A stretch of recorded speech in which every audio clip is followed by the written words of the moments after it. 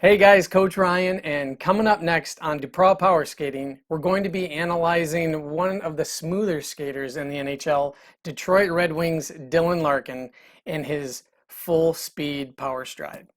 Coming up next.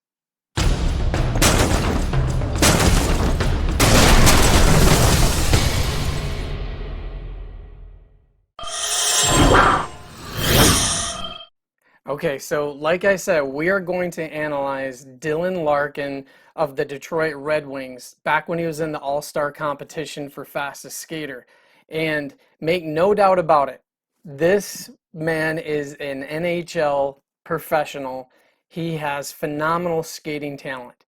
However, if I was working with him as a skating coach, these are some of the tips and some of the things I would notice.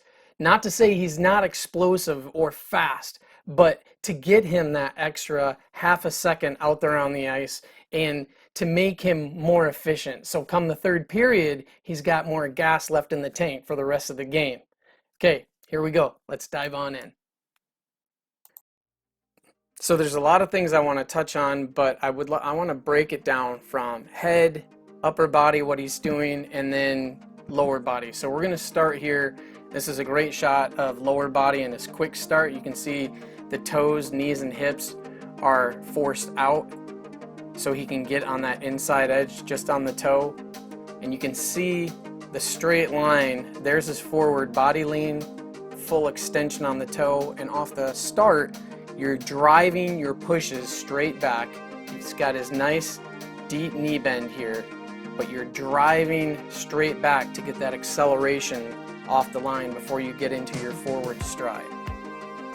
So he does his quick turn, and then here we go. We're going to come back to his quick start. You can see his body lean is falling forward, and he's got great reach. Some hockey players go for more smaller steps and foot speed off the quick start. Dylan's got a little bit longer reach, but I love how he's driving his knees upward and he's forcing those toes down for those 3-4 quick punches into the ice. He's got his toes turned out so he gets maximum bite on every push, driving his legs behind for that first acceleration and explosive start. Now there he comes into his power slide again, which he's actually using a pro technique into his quick feet crossovers out, and he's driving hard home for the finish line. There's a great example of his full stride out to the side. You can see he's got full extension, and then he's got his glide leg properly underneath him. The one thing I want to focus on is his upper body. We're going to take a look at. And this isn't the best shot, but you can see his stick and his hand are not actually exploding where he wants all of his energy to go.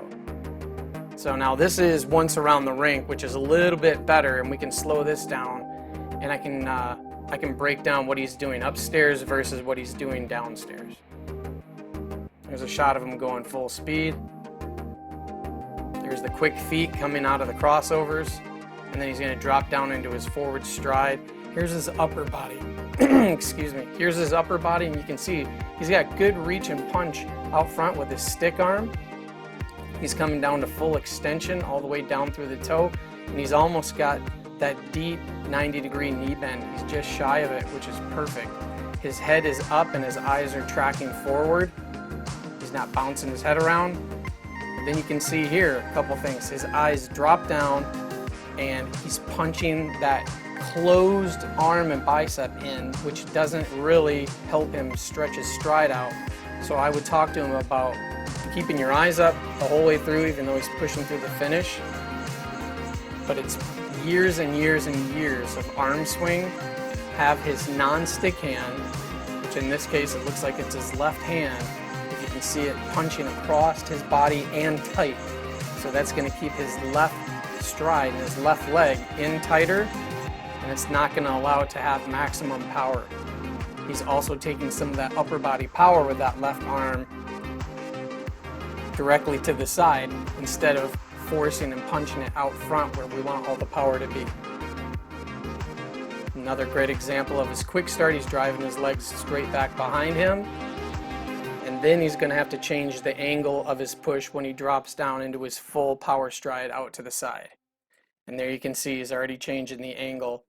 It's out and back at more of a 45-degree angle. And if he wants to keep getting maximum bite, he wants to keep forcing that almost directly to the side, which comes back into your training on the slide board. And notice here he drops his eyes. I would just say, hey Dylan, whenever you're training, the harder you're driving, keep those eyes up and stare at something, keep them locked on.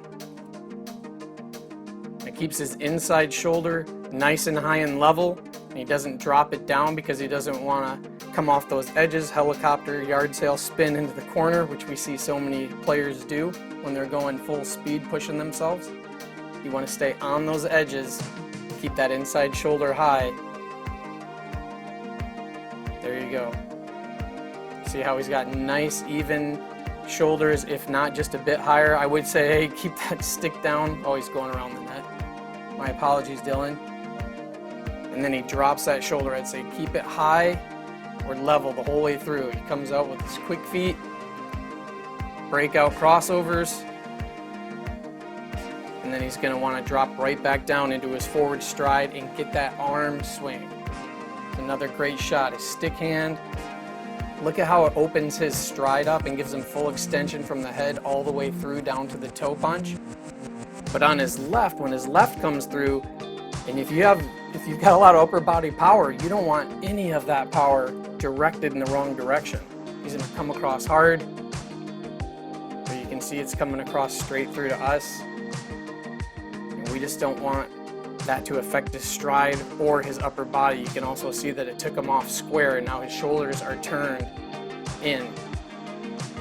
Even just a little bit of power off of your line, your direct line, is going to affect your speed and your power. And you can see right there he had trouble going to that turn. And he picks it back up. He's doing this quick start out, 1, 2. You can see he's got about 8, 9 quick feet crossovers coming out, and then strong to the finish. Let's take a look at it one more time.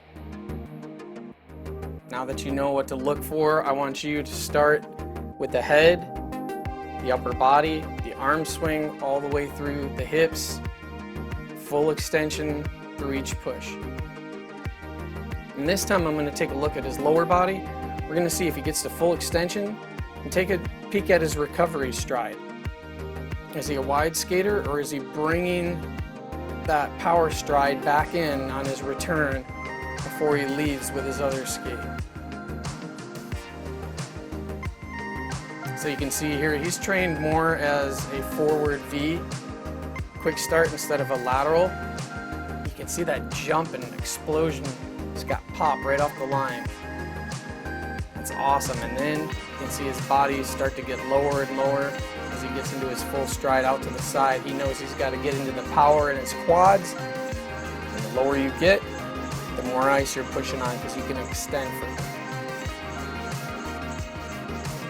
And you can see he's got a really nice return, full stride out, and he covers that ice, closes the gap underneath before the other side leaves.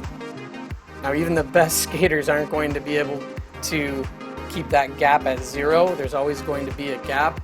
But if you compare Dylan to, say, Ovechkin, you have Ovi going. Ovi has a huge gap of ice underneath, and he's got great foot speed, but he's a bit of a railroad skater. He stays out wide. I would work on muscle memory technique drills with him to close that gap down and say, hey, Mr. Ovi, sir, you need to be pushing on more ice, and maybe we can get you from 60 to 70 goals. I have a lot of people say, oh, well, that's not his game, he's not a skater. But what if?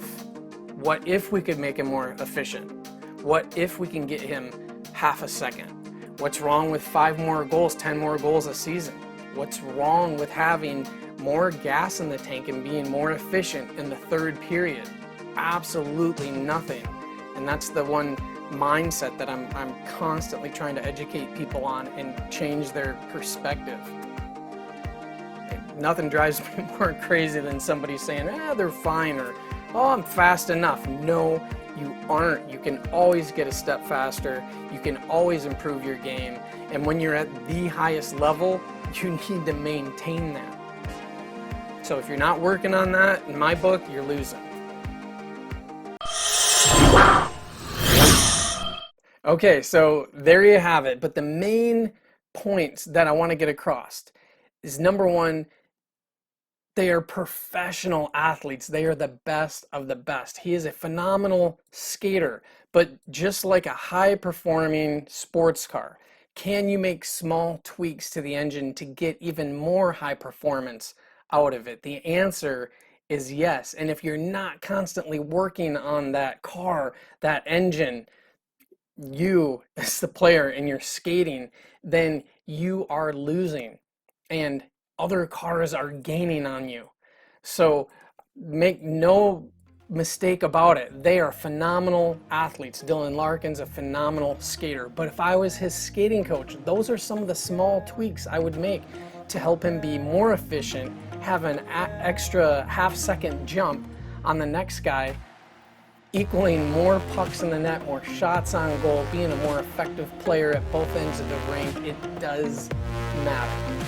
Well, that's it for this episode of DuPraw Power Skating. I hope you liked this video, so please go ahead and smash the like button, subscribe, leave your comments down below. And if you need more drills and more tips to be a faster, more explosive hockey player, go ahead and look for some of the other videos I've put down in the description. Thanks, and once again, stay safe out there, do all the hand washing, put your eye-tech on, and go out in town with your bucket on, and it'll keep you safe. My best wishes to you right now in these hard times. I hope you have a great